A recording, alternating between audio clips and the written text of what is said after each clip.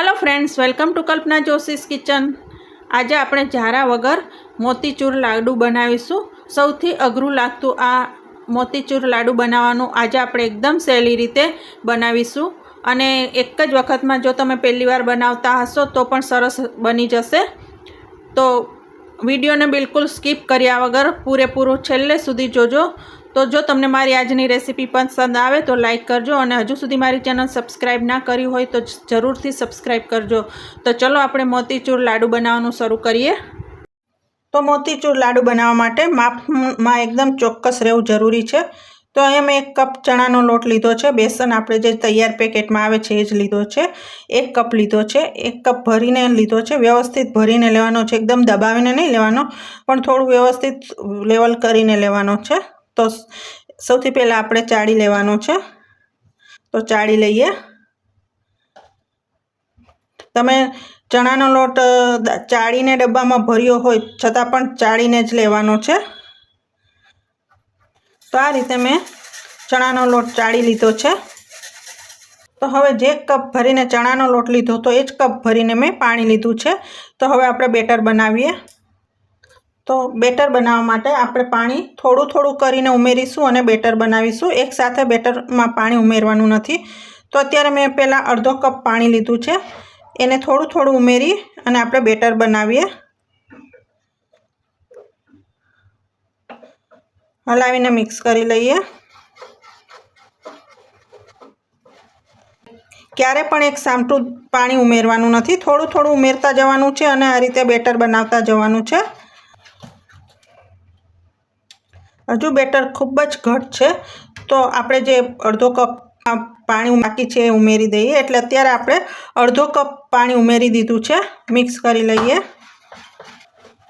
આ રીતે આપણે અડધો કપ પાણી અત્યારે એડ કરી દીધું છે અને પાણીનો આધાર બેસનની ક્વોલિટી પર છે। હજુ બેટર ઘટ છે તો મેં 1/4 કપ પાણી લીધું છે, એમાંથી આપણે અડધું ઉમેરીએ। મિક્સ કરી લઈએ। હજુ પણ બેટર ઘાટું છે તો આપણે બાકીનું જે 1/4 કપ પાણીનું અડધું છે એ ઉમેરી દઈએ। એટલે આપણે પહેલાં અડધો કપ પાણી ઉમેર્યું અને પછી 1/4 કપ પાણી ઉમેર્યું, એટલે આપણે અત્યાર સુધીમાં પોણો કપ પાણી ઉમેર્યું છે। હવે આપણે એક જ દિશામાં ફેંટવાનું છે। ત્યાર પહેલાં હું તમને કન્સિસ્ટન્સી બતાવું। તો આ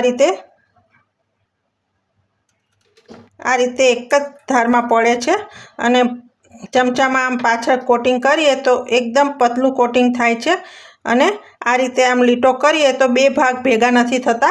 એ રીતનું આપણું બેટર તૈયાર થઈ ગયું છે। હવે આપણે એક જ દિશામાં 5 થી 7 મિનિટ માટે ફેંટી લઈએ।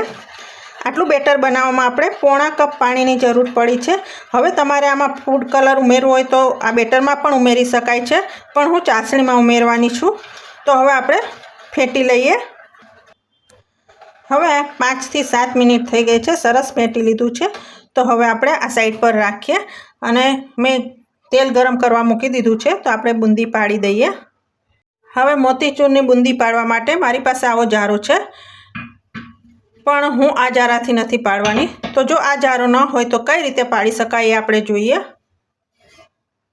તો તેના માટે મેં આ દૂધની થેલી લીધી છે। તમે દૂધની થેલી કે મીઠાની થેલી, કોઈ પણ થેલી જે જાડી હોય એ લઈ શકો છો। તો આ રીતે મેં દૂધની થેલી લીધી છે, જેને મેં આવી રીતે કાપી અને ધોઈ અને સાફ કરી લીધી છે। તો હવે આમાં આપણે બેટર ભરીશું। આ રીતે ગ્લાસની અંદર મેં થેલી મૂકી દીધી છે દૂધની। હવે આમાં આપણે બેટર ભરી દઈએ।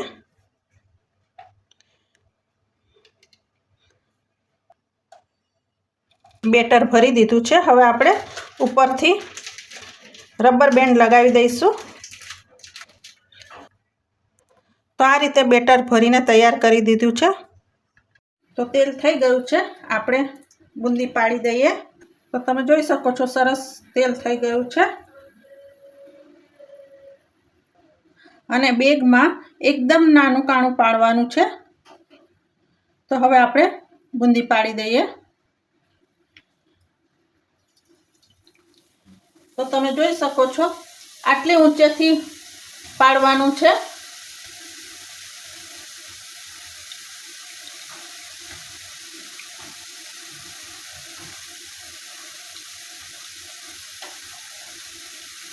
આ રીતે ગોળ ગોળ જ ફેરવવાનું છે.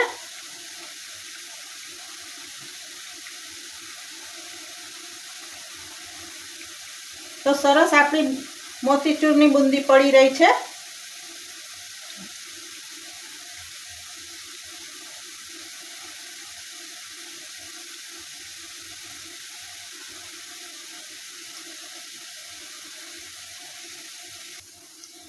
તો આ રીતે હલાવી લઈએ.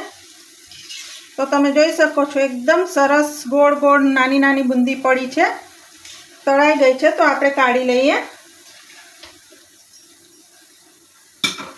આ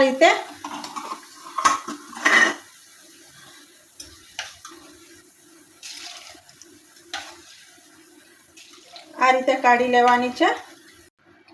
તો તમે જોઈ શકો છો સરસ ગોળ ગોળ બુંદી પડી છે નાની નાની. તો આપણે પ્લેટમાં લઈ લઈએ.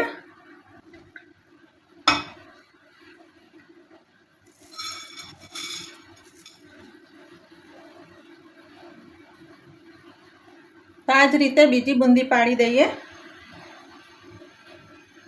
એ જ રીતે બીજી વાર બુંદી પાડી દઈએ.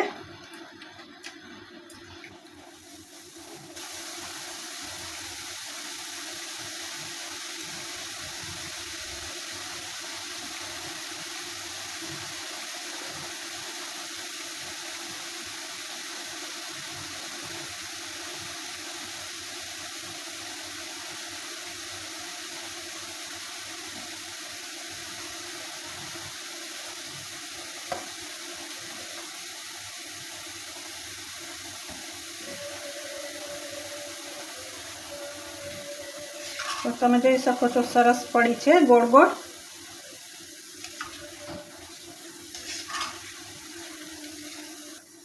સરસ તળાઈ ગઈ. તો લઈ લઈએ.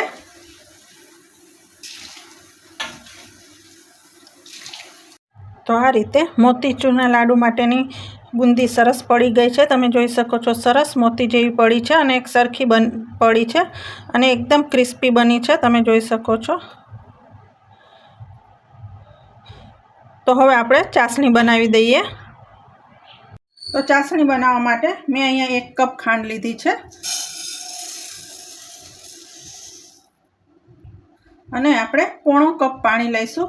એટલે આપણે બેટરમાં જેટલું પાણી લીધું હતું એટલું જ પાણી આમાં લઈશું. આ અડધો કપ લીધું અને આ 1/4 કપ એટલે પોણો કપ પાણી લીધું છે આપણે. હવે આ રીતે ખાંડને હલાવતા રહે અને પહેલાં ઓગાળી લઈએ. આપણે આમાં કોઈ ચાસણીમાં નથી કરવાની કે તાર નથી કરવાનો. ગુલાબજાંબુમાં જે રીતની ચાસણી હોય છે એ રીતની જ આપણે ચાસણી કરવાની છે, તાર નથી કરવાનો. તો હવે આપણે પહેલાં ખાંડ ઓગાળી લઈએ. હવે આપણે આમાં ખાંડ ઓગળી ગઈ છે. તો હવે એમાં આપણે ફૂડ કલર ઉમેરીએ. મેં અહીંયા ઓરેન્જ ફૂડ કલર લીધો છે, એ ઉમેરીએ. હવે આપણે ચાસણી ચેક કરી લઈએ. તો તમે જોઈ શકો છો આવી રીતે આપણને આંગળીમાં ચીકાશ જેવું લાગે, મધ જેવું લાગે એટલે આપણે ગેસ ધીમો કરી દઈશું અને આપણે જે બુંદી બનાવી એ ઉમેરી દઈએ.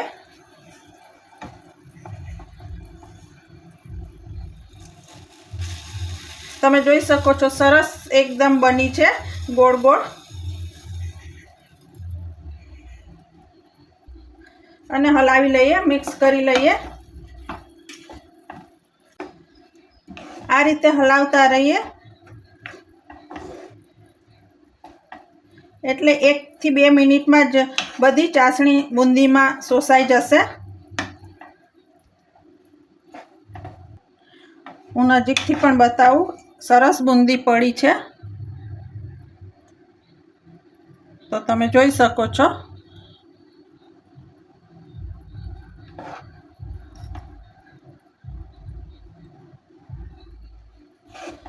તો આ રીતે ધીમા ગેસ ઉપર આપણે હલાવતા રહીશું એટલે બધી ચાસણી બુંદીમાં શોષાઈ જશે. એટલે તમારે જે કલર નાખવો હોય અંદર તો ચાસણીમાં જ ઉમેરવાનો. બુંદીમાં ઉમેરીશું તો આપણને બુંદી ક્રિસ્પી થઈ છે કે નહીં એનો ખ્યાલ નહીં આવે. તો હવે આ રીતે આપણે હલાવતા રહી અને ચાસણી અંદર બુંદીમાં ના જતું રહે ત્યાં સુધી આપણે ધીમા ગેસ ઉપર પેનને રહેવા દઈએ. તો તમે જોઈ શકો છો ચાસણી બધી શોષાઈ ગઈ છે. હવે આ ટાઈમે હું એલચીના દાણા ઉમેરું છું.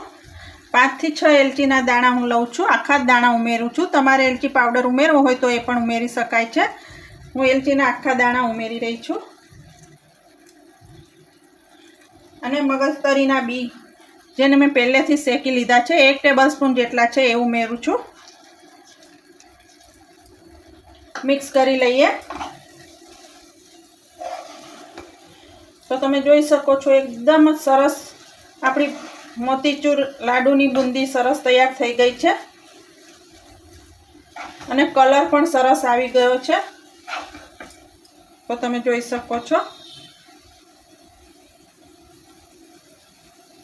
હવે એમાં આપણે 1 ટેબલસ્પૂન જેટલું ઘી ઉમેરીશું. એટલે આપણે ઘીમાં નથી બનાવી છતાં ઘીનો સ્વાદ આવશે. તો 1 ટેબલસ્પૂન જેટલું ઘી ઉમેરી દઈએ.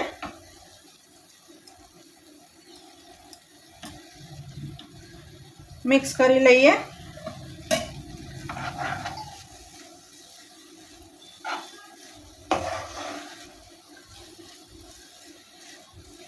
અને હવે ઢાંકીને આપણે 10 મિનિટ માટે રહેવા દઈએ. પછી આપણે લાડુ બનાવીશું.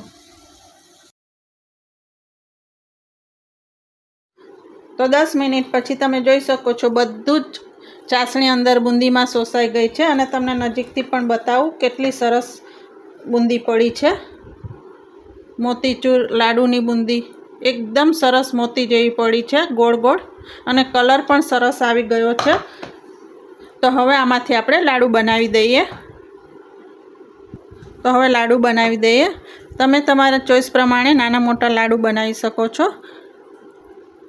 તમે જોઈ શકો છો એકદમ જ સરળતાથી લાડુ બની જાય છે. એક જ હાથે સરસ લાડુ બની જાય છે.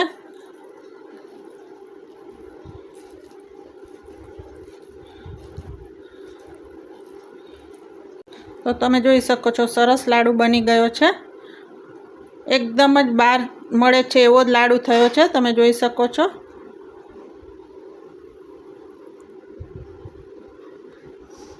તો આ રીતે આપણે પિસ્તાથી ગાર્નિશ કરીએ. તો આ રીતે આપણે બધા જ લાડુ બનાવીને તૈયાર કરી દઈએ. તમે જોઈ શકો છો ખૂબ જ સરસ મોતીચૂર લાડુ બન્યો છે.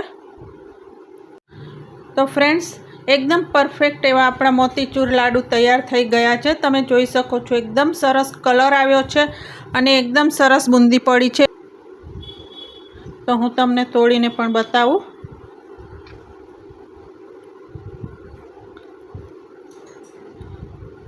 એકદમ પોચા બન્યા છે.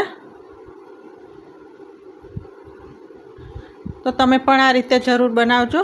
તો જો તમને મારી આજની રેસીપી પસંદ આવી હોય તો લાઈક કરી અને હજુ સુધી મારી ચેનલ સબસ્ક્રાઈબ ન કરી હોય તો જરૂરથી સબસ્ક્રાઈબ કરજો. Thank you.